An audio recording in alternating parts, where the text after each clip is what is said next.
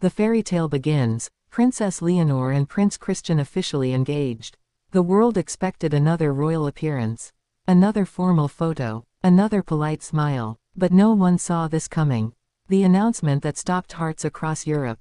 The beginning of a fairy tale we thought we'd only read about in storybooks. Princess Leonor of Spain, Prince Christian of Denmark. Two young royals, raised under the watchful eyes of tradition, duty, and destiny, now standing together, not as heirs but as two people who chose love. When the palace released the engagement photos, silence fell for a moment. Then the internet erupted. Billions of views, millions of comments, and one resounding truth: the next generation of European royalty had just written their own chapter. But how did it all begin? What moments led to this historic announcement that has now united Spain and Denmark in celebration? Let's take you there, behind the glamour, behind the ceremony, into the heart of the royal engagement that redefined love and legacy. It began quietly, years ago. At royal gatherings, state dinners, and shared summer holidays. Two young heirs often seen near each other, but always at a distance. Observers whispered. Royal reporters speculated. Yet, neither palace confirmed anything. Until now. In Madrid, the official statement was simple, elegant, and powerful. Their Majesties are pleased to announce the engagement of Her Royal Highness, Princess Leonor of Asturias, to His Royal Highness, Prince Christian of Denmark. Those few words carried centuries of history. Spain's royal bloodline meeting Denmark's.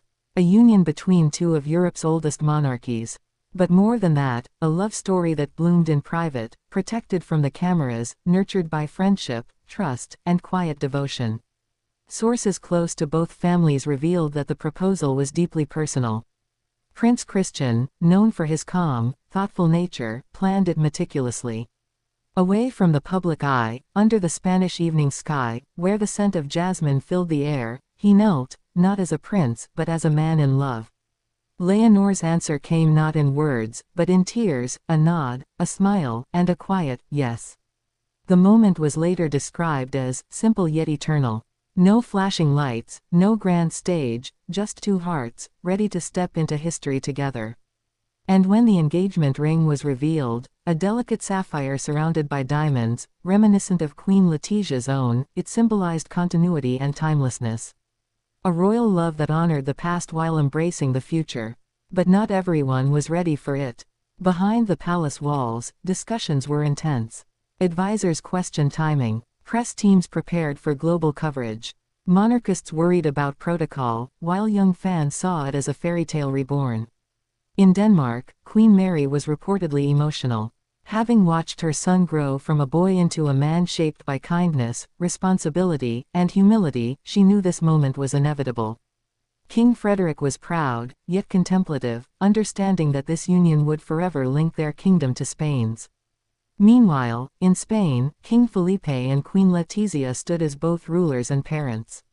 For them, this was more than an alliance, it was their daughter's happiness, her future.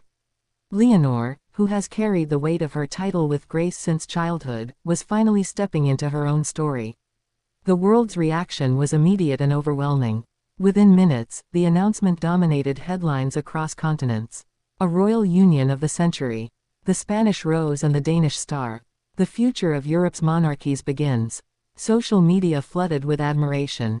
Fans replayed moments from past royal gatherings, pointing out the glances, the laughter, the chemistry that had always been there.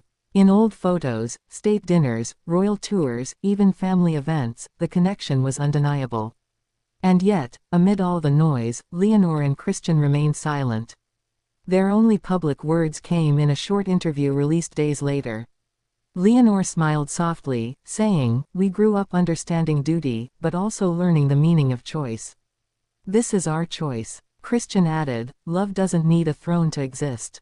It just needs truth." Their words captured hearts. Suddenly, this wasn't just about two royal houses.